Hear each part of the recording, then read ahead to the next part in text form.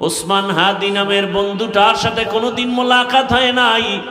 ও আল্লাহ, কিন্তু একটা পশু কেউ যদি আক্রমণ করে পশুর উপরে সহ্য করা যায় না, আর সেখানে একটা তাজা প্রাণ চলে যাবে। আয় আল্লাহ, এটা অন্তরকে মানানো যায় না।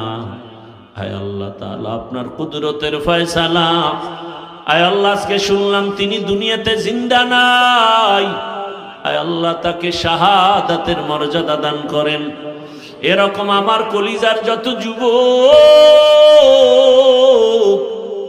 তাদের নিরাপত্তার জন্য আপনি কুদরতের দরজা খুলে দেন রে আল্লাহ।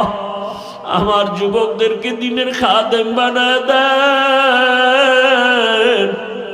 আয় আল্লাহ, প্রত্যেকটা যুবকের দেশের জন্য আপনি ঢাল বানায় দেন।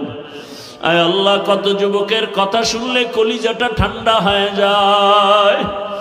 আমরা দিনের কাজ করি, দেশের কাজ করি, জনগণের পেছনে খেদমত করি এক লাইনে, আর আমার যুবক বাবারা কিছু আছে তারা ভিন্ন লাইনেই দেশের জন্য কাজ করে, জনগণের জন্য কাজ করেন।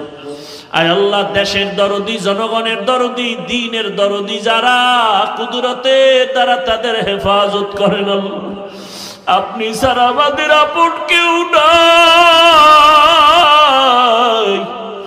আপনি ছাড়া আমাদের নিরাপত্তা দেওয়ার কেউ নাই।